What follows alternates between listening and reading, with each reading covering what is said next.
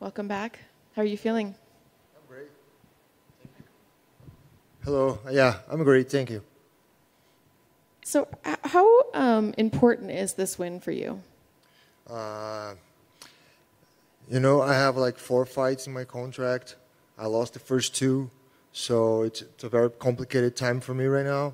I don't want to lose my job. I worked so hard to get here, to get the UFC, to get the contract. I went to the Contender Series twice just to get a contract with the UFC, and I'm going all in. That's a fight that I cannot take risks. I don't have any more fat to burn. You know what I mean? So yeah, that fight means a lot to me.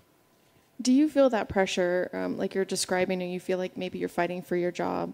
That pressure on top of the fact that you're about to fight someone. I mean, we feel the pressure like every time we're gonna fight. Like we feel some anxiety, some fears. It's normal. It's human. But I believe that once I step in the cage, I just forget everything. I just go to my zone, and do what I've been doing for these past 2-3 months to get to this point right now. So I don't think like they fight, like in the actual fight, is gonna be a problem for me whatsoever. And you mentioned the Contender Series. It's back on the air. We're in week 3 now. We're seeing Dana give contracts to just everybody. I'm wondering what your thoughts are, considering you had to go through twice.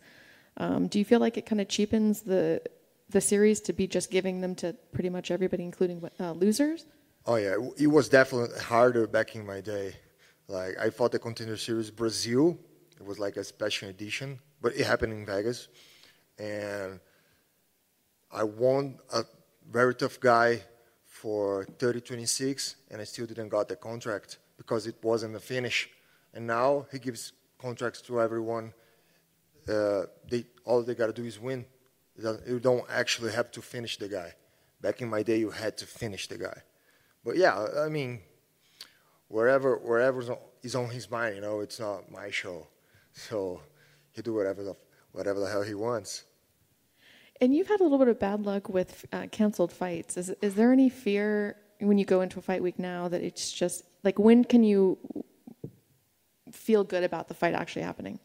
Well, not only, like, canceled fights, but switching opponents. Like, my first UFC fight, I was supposed to fight Kevin Holland, and then I was supposed to fight Dishirico, and, like, it switched, like, 4 times until I fought Andre Sergipano, and it's always been like that. Ever since I got to UFC, none of my fights was ever one guy, and it kept going with that guy. But this fight right now, that's the first fight that I had the guy, and it's still the same guy to the day of the fight. So, that's really important for me because I need my time to do my strategies, to focus, to visualize the fight, and I'm visualizing someone and then it changes, that messes up a little bit with me. So I'm glad this time it didn't change. It kept the same one. Do you think those changes kind of factor into the loss? I mean, it's hard to give excuses to losses, but yeah, it's not like the same. It's never the same. It always some trouble, especially when you switch opponents and they have totally different styles. It's just impossible to be the same. And now you say you spent this fight camp with one opponent. What are your thoughts on that opponent? Yeah, so Joaquin's like a highlight fighter.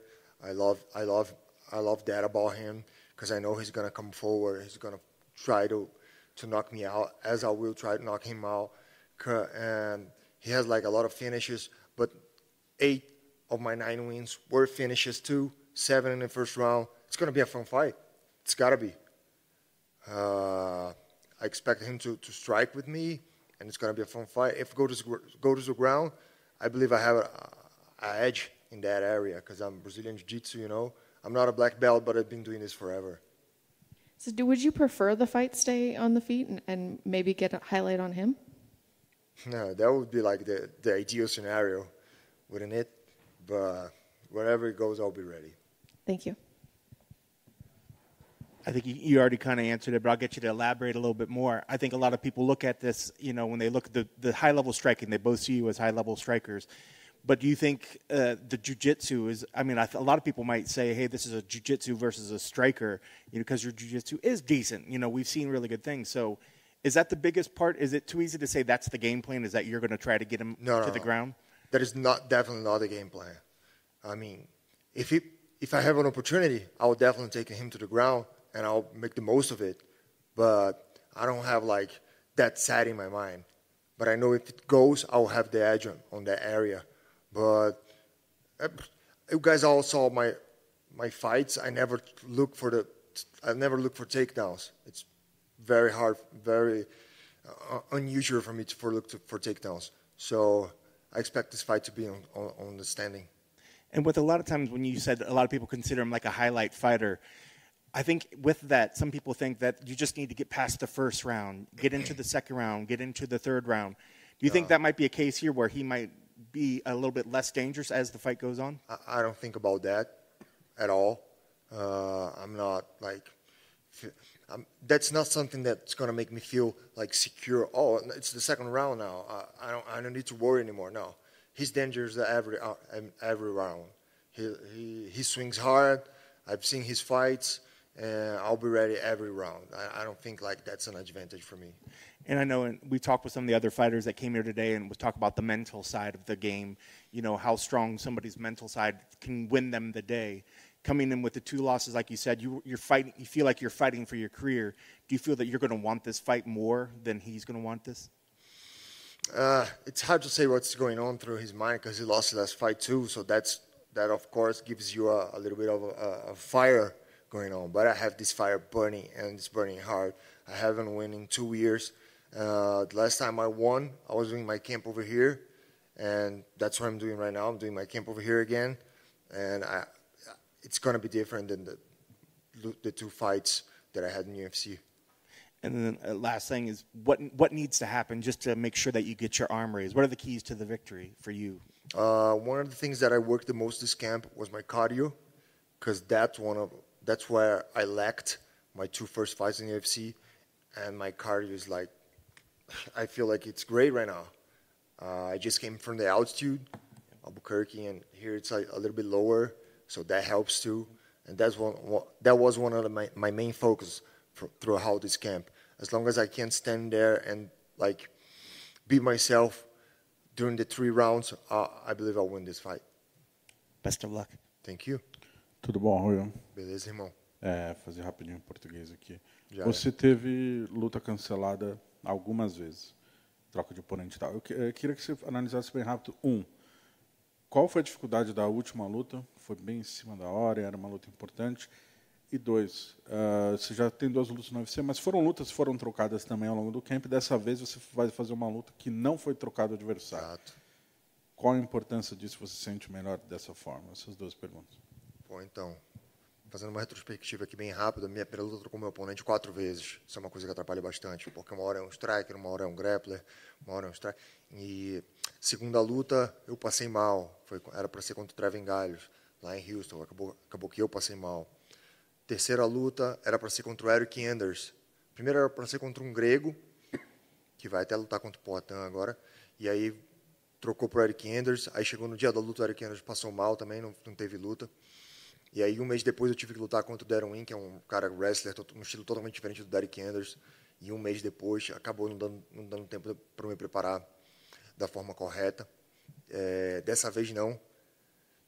Dessa vez é o Buckley, e continuou sendo o Buckley, não mudou. Eu fiz o meu camp aqui, fiz o meu camp todo aqui. Como eu fiz também para lutar contra o meu último oponente, que ele acabou saindo da luta 10 minutos antes da luta.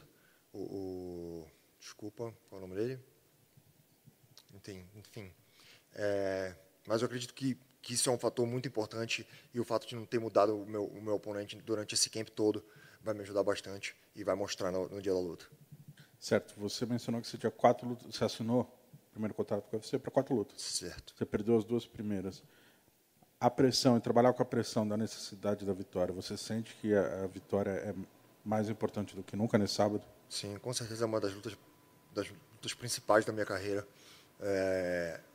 Eu vou lutar com toda a garra, com toda unhas e dentes, porque figurativamente falando, claro, porque eu preciso muito dessa vitória, eu quero manter meu trabalho, eu quero ter uma carreira longa ainda no UFC, e eu acredito que eu tenho potencial para estar aqui, que eu mereço estar aqui. Se eu não merecesse, eu não teria nem chegado. E com certeza, eu tô perdendo essa luta. Talvez eu já até esteja com a corda no pescoço, mas perdendo essa luta, eu com certeza vou estar. Última pergunta, então. A gente acompanha a sua carreira, eu sei que você venceu, eu estava nas 2 vezes que você venceu no Contender, inclusive na primeira você foi o único da noite que não foi contratado naquele episódio. E foi a luta mais movimentada. Pois então. E passado isso, depois dessas 2 lutas, alguns fãs que te conheceram depois, assim, só na sua performance do UFC, se questionam por que você estaria no UFC. E aí eu gostaria de aproveitar esse espaço e olhar para a câmera, por favor, e se apresentar o porquê você acha que você não só merece, como vai continuar no UFC. Mandar um recado para os fãs que ainda não te conhecem. Fala, galera do Brasil, galera do mundo todo. Eu queria dizer para vocês que o atleta Antônio Arroyo ainda vai se mostrar no UFC, ele ainda vai aparecer. E, se Deus quiser, vai ser essa luta. Com certeza vai ser essa luta. E, com certeza, quem não acompanhou o Contender Series, vai lá dar uma olhadinha, olha minhas lutas no YouTube. Eu sou um atleta totalmente diferente do que eu fui nas 2 primeiras lutas no UFC, e eu vou mostrar isso agora para vocês. Conto com a torcida de todos, dia 18 de setembro, UFC Fight Night Las Vegas. Valeu.